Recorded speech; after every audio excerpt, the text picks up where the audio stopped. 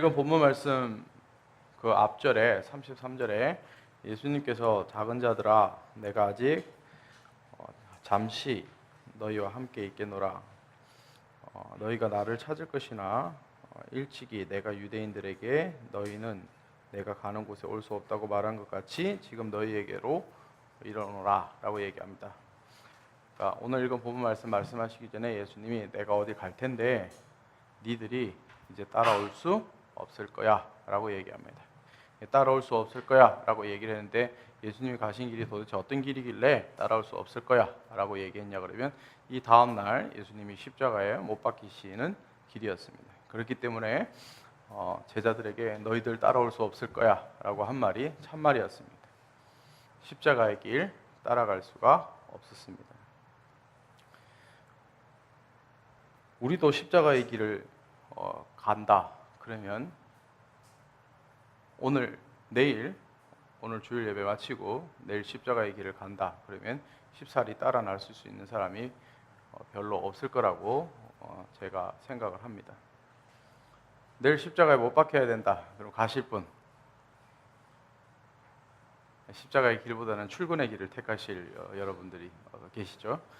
십자가의 길보다는 등교의 길을 행하시고 제자들도 다 십자가의 길보다는 자기 갈 길을 알아서 다 떠났습니다. 예수님이 못 따라온다라고 얘기를 했습니다. 그리고 예수님이 또 못 따라온다라고 얘기를 하는 것은 예수님이 죽으시고 부활하시고 승천하셔서 하나님 오른편에 계신데 지금 너희가 여기에 올 수가 없다라는 두 가지의 의미였습니다. 하나는 십자가의 길이고 하나는 하나님과 함께 있는 그 보좌에 있는 그 길을 너희가 지금은 따라올 수가 없다라고 얘기를 하셨습니다. 우리도 예수님의 제자다라고 얘기를 하면서 지금 당장 이 길을 쫓아갈 수는 없습니다. 그럼에도 불구하고 예수님이 너희가 지금은 당장 따라올 수 없다라고 얘기하고 난 다음에 우리에게 새로운 길을 걸어갈 것에 대해서 제시를 하셨습니다. 전혀 새로운 길을 제시를 하십니다. 서로 사랑하라라는 새 계명을 주셨습니다. 이 새 계명을 준다라고 할 때 여기서 오늘 본문에서 사용된 새라는 뜻은 아직 한 번도 쓰지 않았다라는 뜻입니다. 누구에게도 알려지지 않았다라는 뜻입니다. 그리고 굉장히 놀라운이라는 뜻입니다. 그래서 놀라운 계명을 너희에게 준다. 누구에게도 아직 한 번도 알려지지 않고 한 번도 사용되어지지 않은 계명을 너희에게 준다라는 뜻입니다. 이것은 질적으로 굉장히 새롭다라는 뜻입니다. 전에는 없었다라는 뜻입니다. 그래서 출애굽기 1장 8절에 보면 요셉을 알지 못하는 새 왕이 일어나 애굽을 다스리더니 라고 새 왕 얘기할 때 요셉을 전혀 몰랐던 새로운 왕이라고 얘기할 때 사용되어진 이 새라는 뜻입니다. new라는 뜻입니다. 그런데 예수님이 새 계명이라고 얘기했잖아요. 근데 이거 구약 성경을 잘 찾아보시면 새 계명이 아닙니다. 레위기 19장 18절에 보시면 원수를 갚지 말며 동포를 원망하지 말며 내 이웃 사랑하기를 내 자신과 같이 사랑하라. 나는 여호와이니라. 새 계명 아니죠. 내 이웃을 사랑하라는 말이 이미 구약에 있었습니다. 근데 예수님이 왜 새 계명을 준다라고 말씀을 하셨냐라는 겁니다. 예수님이 새 계명을 준다라고 얘기를 하시면서 마태복음 5장 17절에 보면 내가 율법이나 선지자를 폐하러 온 줄로 생각하지 말라. 폐하러 온 것이 아니요 완전하게 하려 함이라 라고 얘기했습니다. 그러니까 율법을 폐하러 온 것이 아니라 이전에 없었던 것이 아니라 원래 있던 것인데 이 율법을 완성하는 개념에서 새 계명을 준다라고 말씀을 하신 겁니다. 그러면 옛날에 그 율법에서 얘기한 레위기 19장 18절에서 얘기한 이웃 사랑하고 예수님이 오늘 서로 사랑하라 이웃 사랑하라고 얘기한 거 뭐가 다르냐라는 겁니다. 다른 것이 있습니다. 레위기 19장 18절 율법에서 얘기한 이웃사랑은 지극히 제한적입니다. 인간적입니다. 내가 이웃을 사랑하는 것입니다. 그러나 예수님이 오늘 이웃을 사랑하라 라고 얘기한 것은 내가 너희를 사랑한 것 같이라는 예수 그리스도의 사랑이 중심적으로 깔려 있는 것입니다. 그러므로 예수 그리스도의 중심적인 이 사랑을 근거로 한 이웃 사랑, 레위기 19장 18절에서 얘기한 이웃 사랑은 내가 이웃을 사랑하는 거예요. 똑같은 개념이지만 전혀 새로운 예수 그리스도를 중심으로 한 새 개념의 새 근거의 사랑이다라는 것입니다. 그래서 새 계명을 너희에게 준다라고 얘기를 하십니다. 새 계명으로서 이웃을 사랑한다라는 것은요, 전적으로 예수님이 사랑하셨던 것처럼 하시는 거기 때문에 굉장히 희생적인 사랑입니다. 그리고 실제적인 사랑입니다. 그리고 어떠한 경우에도 흔들리지 않는 자기 스스로 결단한 의지적 사랑입니다. 우리 내일 십자가를 따라갈 수 있습니까? 했을 때 여러분 아무도 대답을 안 하셨습니다. 그럼 뭐냐면 우리는 그런 의지적 결단, 예수님이 하신 그런 의지적 결단이 아직은 우리에게 없다라는 뜻입니다. 예수님은 의지적으로 결단하신 그 사랑으로 이웃을 사랑하셨다라는 겁니다. 그래서 내가 너희를 사랑한 것 같이 너희도 서로 사랑하라 라고 얘기합니다. 예수님의 사랑, 그래서 우리가 알아야 되겠습니다. 예수님의 사랑을 알 때 예수님이 사랑하셨던 것 같이 나도 여러분 양쪽 옆에 있는 사람을 사랑할 수 있는 것입니다. 내 이웃을 내 몸과 같이 사랑하라 라고 했잖아요. 내 이웃을 내 몸과 같이 사랑하라 그랬는데 여러분 사시는 동네의 이웃 주민을 얘기하는 것이 아닙니다. 여기서 얘기하는 내 이웃은 내가 직접적으로 관계를 맺고 있는 사람들을 얘기를 합니다. 내가 직접적으로 관계를 맺고 있는 사람 그렇게 많이 없습니다. 실제적으로 정말 이 외향적이고 사람들을 굉장히 많이 사귀는 사람들도 많으면 한 100명 정도일 겁니다. 깊이 사랑하면서 사귈 수 있는 사람 일평생 그다지 숫자가 많지 않습니다. 그러므로 진짜 여러분 사랑해야 될 사람은 여러분 공동체 안에 계신 여러분 하늘 가족들입니다. 공동체 안에 있는 하늘 가족들 주님의 사랑으로 사랑하지 못하는데 바깥에 나가서 사랑하겠다? 말이 되지 않는 소리입니다. 그리고 그 사랑은 거의 불가능하다라고 볼 수 있겠습니다. 그러니까 내 이웃을 내 몸과 같이 사랑하라 그래가지고 뭐 아파트에 계신 옆에 있는 옆동 사람까지 다 이렇게 생각하는 것이 아니라 실제적 여러분과 관계 맺는 사람, 그 사람들을 먼저 사랑하십시오. 여러분 양쪽 옆에 계신 분들을 먼저 사랑하십시오. 한번 보세요. 사랑할 만한지.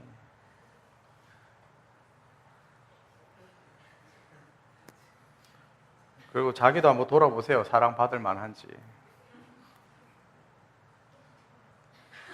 자, 예수님이 사랑하신 그러면 본질적 원리를 우리가 좀 알아야 되겠습니다. 예수님이 사랑하신 사랑, 내가 너희를 사랑한 것 같이라고 했잖아요. 그럼 예수님이 내가 너희를 사랑한 것 같이라고 했을 때 예수님이 우리를 어떻게 사랑하셨냐라는 거예요. 예수님이 본질적으로 사랑하신 것은 세 가지 정도로 요약해서 얘기할 수 있을 것 같습니다. 첫 번째는 마태복음 5장 44절에서 48절 말씀에 있는 말씀입니다. 내가 너희에게 이르노니 너희 원수를 사랑하며 너희를 박해하는 자를 위하여 기도하라. 이같이 한즉 하늘에 계신 너희 아버지의 아들이 되리니 이는 하나님이 그 해를 악인과 선인에게 비주시며 비를 의로운 자와 불의한 자에게 내려주심이라. 너희가 너희를 사랑하는 자를 사랑하면 무슨 상이 있으리요? 세리도 이같이 아니하느냐? 또 너희가 너희 형제에게만 무난하면 남보다 더하는 것이 무엇이냐? 이방인들도 이같이 아니하느냐? 그러므로 하늘에 계신 너희 아버지의 온전하신 같이 너희도 온전하라라고 얘기합니다. 원수를 사랑하랍니다. 그리고 나에게 핍박을 가하는 자를 위해서 뭐 하라고요? 기도하라고 합니다. 원수를 사랑하는 것 어렵습니다. 쉽지 않습니다. 나를 괴롭히는 사람을 위해서 기도하는 것. 제가 이 본문을 보면서 어떻게 기도하라는 말씀이 없어가지고 통쾌했습니다. 설교를 준비하면서. 나를 박해하는 사람을 위해서 기도해야 되겠구나. 박해하는 원수의 일을 부러뜨리시며 이렇게 시편처럼 기도해야 되나? 뭐 이런 생각을 좀 해봤습니다. 근데 그 앞절은 뒷절은 굉장히 마음의 위로가 됐습니다. 어떻게 기도하라가 없었으니까 뭐 무조건 사랑으로 기도하라 이런 말이 없었어요. 그래서 굉장히 통쾌하면서 말씀을 봤는데 그 앞에 구절이 굉장히 제 마음을 힘들게 하는 거예요. 원수를 사랑하라. 원수는 언제 원수가 되죠? 나를 무가치하게 여기면 원수가 됩니다. 내 존재 자체를 무시하면 원수가 됩니다. 그렇지 않습니까? 혹은 오해가 쌓이면 원수가 됩니다.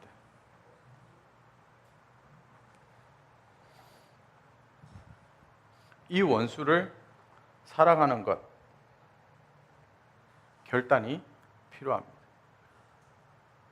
결단이 없이는 불가능합니다. 공동체 안에서 원수된 사람이 있나요, 혹시? 제가 알기로는 없는 것 같은데, 공동체 안에서 원수 비스무리하게 되는 사람들이 있습니다. 이 원수 비스무리하게 되는 사람들이 뭐냐면, 이제 조금 전에 얘기한 것처럼 나를 무시한다든지, 또 갈등을 유발시킨다든지, 그러면 원수 비스무리하게 되어집니다. 그리고 실제로 공동체 안에서도 원수가 될 수 있습니다. 그러나 이런 사람들을 사랑하라라고 얘기를 하는데, 이 사랑은 철저하게 결단하는 사랑입니다. 예수님이 자기 얼굴에 침을 뱉고 따귀를 때리고 옆구리에 창을 찔렀고 못을 박은 그 로마 군병들에게 십자가상에서 하나님 아버지 앞에서 분명하게 사랑하는 모습을 보였습니다. 저 사람들이 하는 거 몰라서 그렇습니다. 용서해 주십시오라고 얘기합니다. 사랑할 수 있는 원리는 그 사람이 몰라서 그렇습니다라고 이해할 때, 특별히 자기 자신을 잘 알 때, 그때 사랑할 수 있게 됩니다. 여러분, 여러분을 먼저 파악하고 잘 아십시오. 누군가가 예를 들어서 A라는 형제가 있는데 A라는 형제 참 못생겼어 라고 얘기를 합니다. 그러면 그 형제가 듣고 화가 납니다. 그러면 그 말을 한 사람을 미워할 수 있습니다. 그러나 그러한 일들이 여러 가지로 리포트돼서 들어오면 미워할 수가 있습니다. 그러나 이것을 미워하지 않게 되고 오히려 그 사람들을 사랑할 수 있게 되는 것은 자기 자신을 사실은 잘 파악하는 것입니다. 나 못생기지 않았는데, 잘생겼는데, 이 진리를 선택하는 것입니다. 여러분 분명히 에베소서 2장 10절에서 여러분 한 사람 한 사람을 하나님이 수작업해서 만드셨다고 합니다. 공장에서 찍어져 나오는 것보다 수공예품이 훨씬 비싼 거 아시죠? 핸드메이드가 훨씬 비싼 거 아시죠? 여러분 굉장히 비싼 작품들입니다. 그렇기 때문에 이것을 알면 거기에 화낼 이유도 없고 원수 맺어질 이유가 전혀 없다라는 것입니다. 넉넉해지는 것입니다. 하나님의 편에서 여러분은 항상 생각하십시오. 그러면 마음이 벼룩만 하다가도 마음이 고래만큼 커집니다. 마음이 넓어집니다. 마음이 여유로워지고 마음이 넓어지면 사랑하지 말아라 그래도 사랑할 수 있습니다. 여유가 있기 때문에 사랑할 수 있습니다. 여유가 있기 때문에 아주 자신 있게 결단할 수 있습니다. 사랑하기로. 여러분이 지금 통장에 한 100억 정도 있으면 여유롭게 어떤 것을 사고 나눠주는 것에 대해서 마음이 또 쥐꼬리만한 사람도 있을 수도 있겠군요. 100억이 있다 하더라도. 죽을 때까지 100억을 못 쓰는 또 사람들이 있을지 모르겠습니다. 저는 내일 다 써버릴 것 같은데 다 나눠줍니다. 여러분에게 1억씩 다 나눠주고.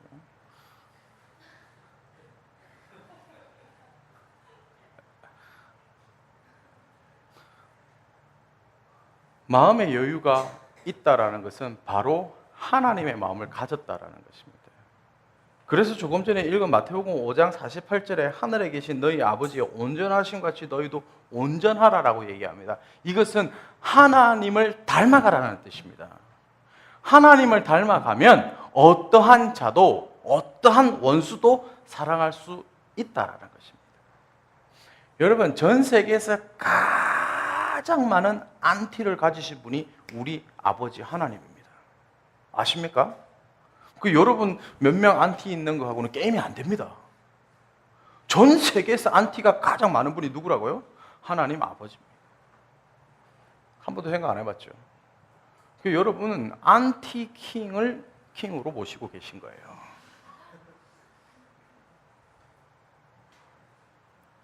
하나님 아버지 철저하게 예수님을 모르는 자들에게 안티의 대상이십니다. 그런데 안티의 대상인데 하나님 아버지는 단 한 번도 미워하시지 않으신다는 거예요. 왜? 여유로우시기 때문에. 예수님 자기 자신을 아셨습니다. 내가 어떻게 살아가야 하고 내가 누구인지를 분명하게 아셨습니다. 여러분이 누구인지를 분명하게 아십시오. 여러분은 주님의 자녀입니다. 예수 그리스도가 십자가에 못 박혀서 피로 값주고 사신 존재들입니다. 그런 가치이기 때문에 마음에 넉넉함과 여유를 늘 가지십시오. 그러면 원수조차도 사랑할 수 있게 되는 것입니다. 그러나 이것은 하루아침에 되는 것이 아니라 삶의 세월과 삶의 연습을 통해서 마음이 넉넉해지는 것입니다. 그릇이 커지는 것은 시간이 필요합니다. 그러나 시간만 흘러간다 그래서, 세월만 흘러간다 그래서, 나이가 먹는다 그래서 그릇이 커지는 것은 아닙니다. 끊임없는 연습이 필요합니다. 예수님도 계속 연습하셨습니다. 그 속 좁은 제자들이 계속 찾아와서 예수님을 괴롭힐 때마다 예수님 연습하셨습니다. 결단하셨습니다. 저들을 사랑하기로 결단하셨습니다. 두 번째 예수님이 사랑하신 것은 끝까지 사랑하신 것입니다. 요한복음 13장 1절에 6월절에 예수께서 자기가 세상을 떠나 아버지께로 돌아가실 때 이런 줄 아시고 세상에 있는 자기 사람들을 사랑하시되 끝까지 사랑하시니라 라고 얘기합니다. 한 번 사랑하기로 마음을 먹었죠. 그러면 끝까지 사랑하셔야 합니다. 한 번 사랑하고 끝나는 것이 아닙니다. 두 번 사랑하고 끝나는 것이 아닙니다. 레위기 19장 18절은 한 번, 두 번, 세 번 사랑하고 끝나는 사랑입니다. 이 율법입니다. 예수님이 오늘 세 계명을 주신 이 사랑은 끝까지 사랑하는 것입니다. 여러분 끝까지 사랑하십시오. 누구를요? 여러분 옆에 있는 분들요. 공동체를 먼저 사랑하십시오. 여러분 옆에 있는 이웃을 먼저 사랑하십시오. 지금은 우리 교회가 아직 어리고 약합니다. 지금은 우리가 바깥에까지 사랑할 수 있는 여유는 없습니다. 우리가 정말 적극적으로 할 수 있는 것이 기도하고 그리고 변혁을 조금 체험하는 그 정도 할 수 있습니다.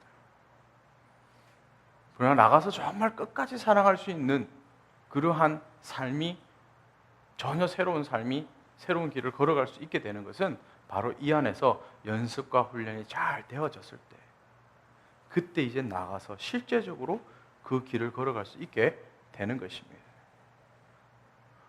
그러므로 여러분 공동체 안에서 한번 사랑하시면 끝까지 사랑하십시오.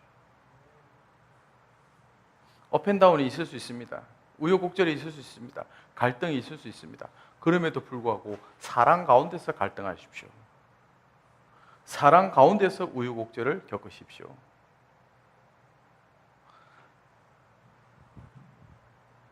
끝까지 사랑하십시오.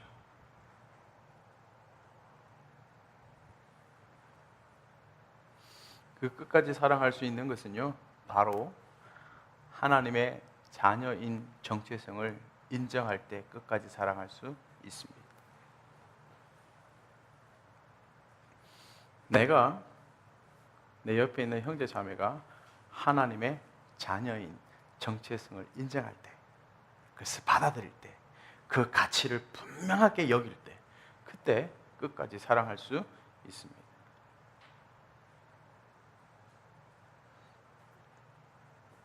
결혼해서 애를 키우면요, 딱 태어났을 그 당시엔 엄청 이쁘고 신비롭고 좋아요.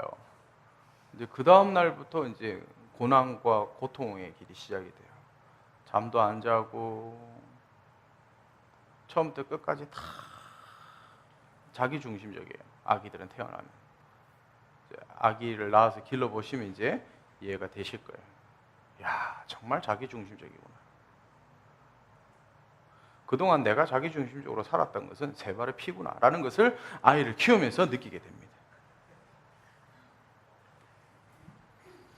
그러면서 아이가 자라나면서 처음부터 끝까지 부모 말에 순종하면서 애를 한 번도 안 태우고 자라나는 아이는 아무도 없습니다. 예수님도 애 태웠습니다. 그죠? 6월절날 성전에 올라갔는데 요셉하고 마리아 내려오다 보니까 애가 없어졌어요. 그 얼마나 부모 마음이 철렁했겠어요. 큰 아들인데. 그걸 올라와가지고 화가 났는데 성경에는요, 정말 우리 독자들을 위해서 젠틀하게 써놨어요.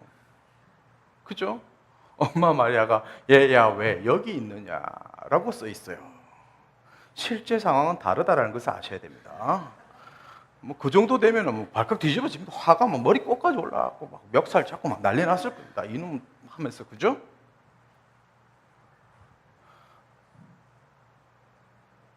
내 자식들이 애를 먹입니다. 그럼에도 불구하고 그 애 먹이는 가운데 애 먹이는 것보다 더 큰 것이 있습니다. 그것이 뭔지 아세요? 내 자녀다라는 것이 있습니다. 그렇기 때문에 그 애 먹이는 것은 사랑을 이길 수가 없다라는 것입니다. 끝까지 여러분이 여러분의 이웃을, 우리 공동체 안에 있는 이웃을 사랑할 수 있는 것은 바로 존재입니다. 하나님의 자녀된 존재, 그것이 클 때 어떠한 갈등과 어떠한 문제가 있다 하더라도 이것을 이길 수가 없다라는 것입니다.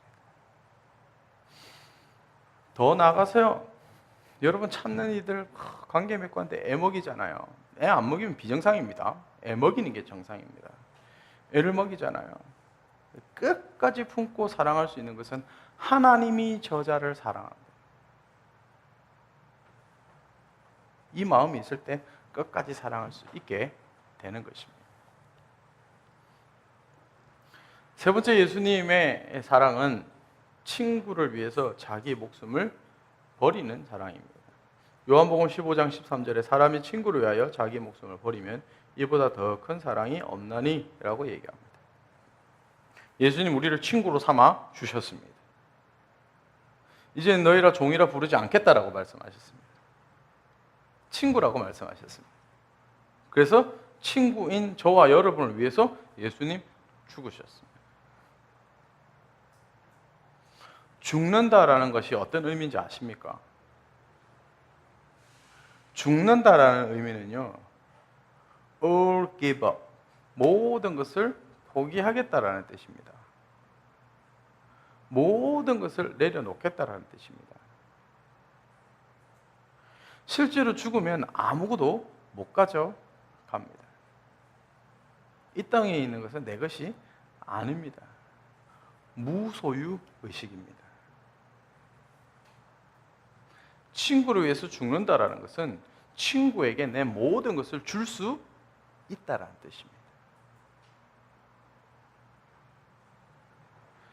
내가 가지고 있는 이것에 집착하기 시작하면 친구를 위해서 줄 수 없게 됩니다. 내 거야! It's mine! 하는 순간 친구에게 줄 수 없게 됩니다. 원래 내 것이 아니었으므로, 하나님 나에게 맡기셨으므로 줄 수 있어야 하는 것입니다. 그리고요, 재미난 하늘의 원리가 있습니다. 한번요, 내일부터 줘보세요. 어떻게 되는지. 주면요, 가까운 시일 내에 새 것이 들어옵니다.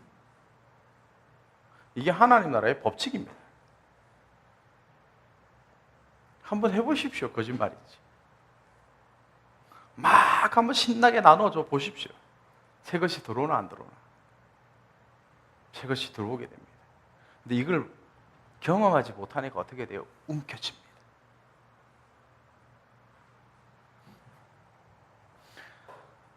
내 시간을 나누어 줘 보십시오. 내 물질을 나누어 줘 보십시오. 내 마음을 나누어 줘 보십시오. 나누어 줄 때 더 채워집니다. 그래서 예수님이 주는 것이 복되다라고 말씀하셨습니다. 주는 것이 복이 안 되면 예수님 절대 그런 말 하시지 않으셨을 겁니다. 그죠? 가져라. 가져라. 끝까지 가져라. 지켜라. 네 것이다. 내가 준 것이니. 뭐 이렇게 말씀하셨을 겁니다. 그러나 받는 것보다 주는 것이 복되다 말씀하셨습니다. 왜 복되다고 말씀하셨을까요? 정말 주는 것이 복이 되기 때문에. 성경에서 얘기하는 복이 뭐죠? 하나님이 함께 하심을 성경에서는 복이다라고 얘기합니다. 복의 원래 뜻이 하나님이 함께 하심입니다. 그러면 주는 자에게 누가 함께 하신다고요? 하나님이요. 하나님이 온 우주 만물의 주인이십니다. 믿습니까? 믿습니까? 그렇다 그러면 안 주시겠어요? 필요한데? 없는데? 주신다라는 거예요. 그래서 복되다고 얘기하는 거예요. 친구를 위해서 주십시오. 특별히 여기 공동체 안에 있는 사람들을 위해서 주십시오. 필요한 것이 있으면 주십시오. 그 사람에게 사랑이 필요하면 사랑을 주십시오. 시간이 필요하면 그 사람과 함께 하십시오. 자꾸 움켜쥐지 마십시오. 내 시간은 소중하니까 그리고 움켜쥐지 마십시오. 그리고 그 소중한 시간 뭐 하십니까? 잘 생각해 보십시오. 그 소중한 시간 뭐 하시는지. 제가 예를 안 들어도 여러분 속에 후회와 한탄과 이런 게 있지 않습니까?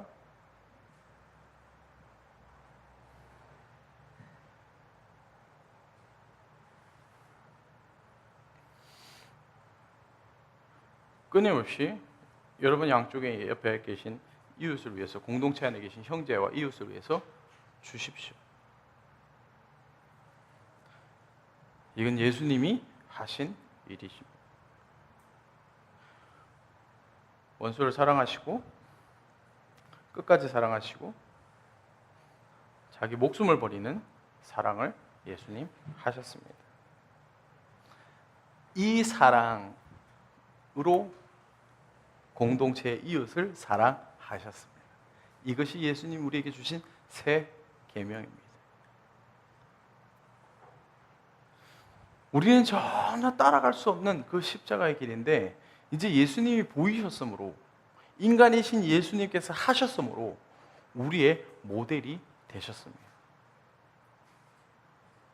그래서 우리는 십자가의 길을 목표로 하지만 내일 당장 그 십자가의 길을 걸을 수는 없지만 오늘 예수님이 보이신 이 사랑의 길을 한 발, 두 발 걸어갈 수 있게 되었다라는 것입니다.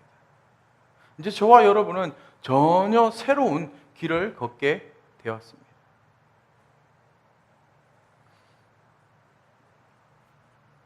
그리고 이 길을 걸어가는 데 있어서 오늘 35절에서 예수님 말씀하셨던 것처럼 너희가 사랑하면 이로써 모든 사람들이 My disciple, 내 제자인 줄을 알게 될 것이라고 말씀하십니다.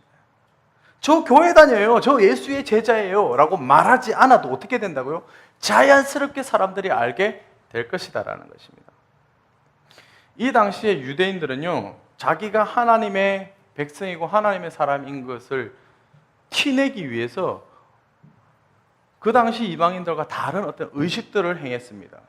할례를 한다든지 팔에 띠를 하고 다닌다든지 머리에 가죽띠를 하면서 그 통 안에 하나님의 말씀을 넣고 다닌다든지 전혀 다른 어떤 행동들을 보이면서 나는 너희와 달라라는 것을 계속 티내며 다녔습니다.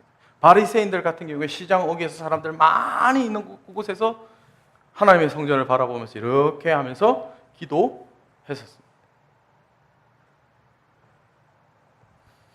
그러므로 자기가 하나님의 제자인 것, 하나님의 자녀인 것을 계속 티를 냈었습니다. 오늘날에도 우리가 예수의 제자인 것이 티날 수 있는 것은 성경책 들고 다니는 겁니까? 일요일 10시쯤 되면 동네 여기에서 성경책 들고 이렇게 쫙 하면 저 사람 교회 다니네? 뭐 이렇게 되는 겁니까?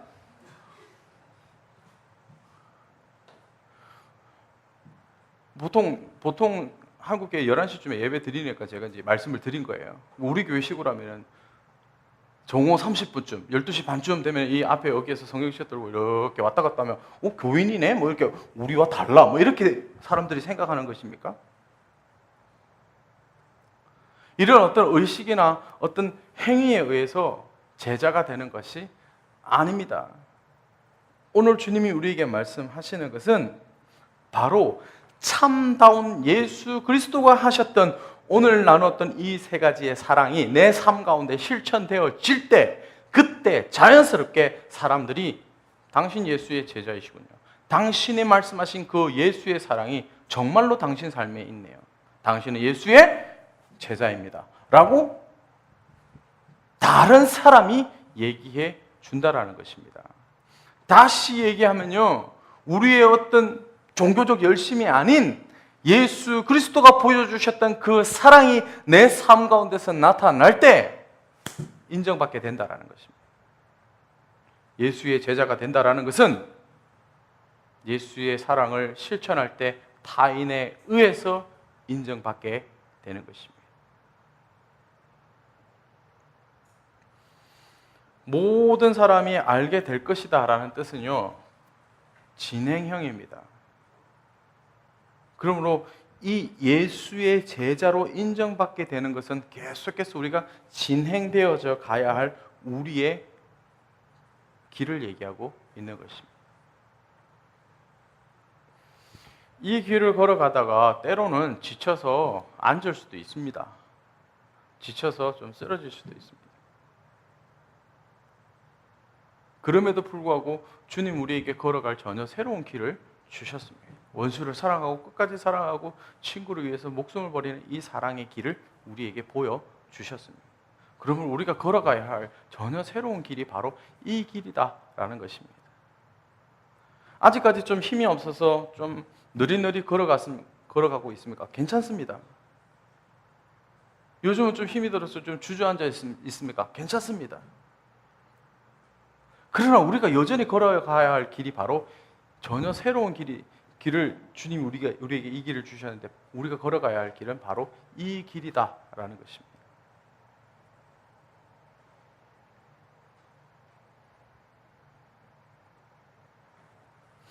예수님을 인격적으로 만났고 여러 가지 성령 체험을 한다고 해서 사람들이 주님의 제자로 인정해 주는 것이 아닙니다.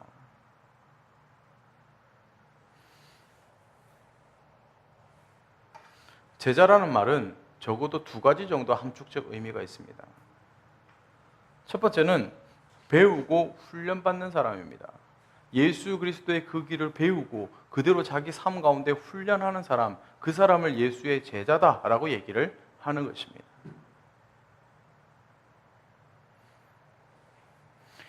두 번째는 본받고 따라가는 사람을 제자라고 얘기합니다. 예수님이 우리에게 보여주신 이 사랑을 내 삶 가운데 아주 미약하지만 훈련하는 것, 그 사람을 제자라고 얘기합니다. 디사이플이라고 합니다.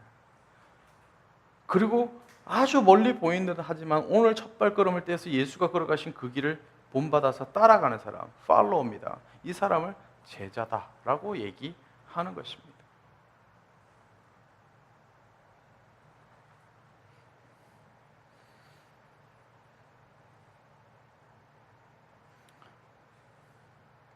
예수님 요한복음 21장 18절 19절에서 베드로에게 이렇게 말씀하십니다. 내가 진실로 진실로 내게 이르노니 내가 젊어서는 스스로 띠띠우고 원하는 곳으로 다녔거니와 늙어서는 내 팔을 벌리리니 남이 내게 띠띠우고 원하지 아니하는 곳으로 데려가리라. 이 말씀을 하시면 베드로가 어떠한 죽음으로 하나님께 영광을 돌릴 것을 가르치심이니라. 이 말씀을 하시고 베드로에게 이르시되 나를 따르라 하시니라 라고 말씀하십니다.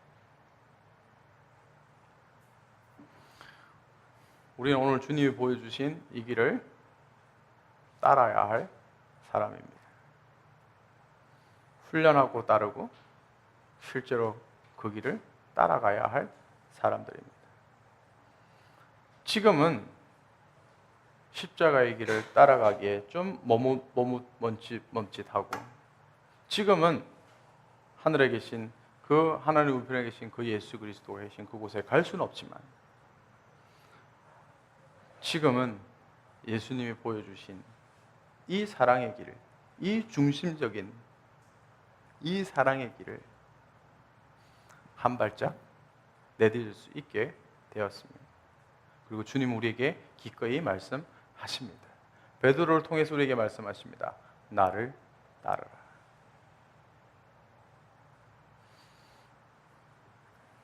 주님이 보여주신 전혀 새로운 길을 따라 가십시다. 함께 기도하겠습니다.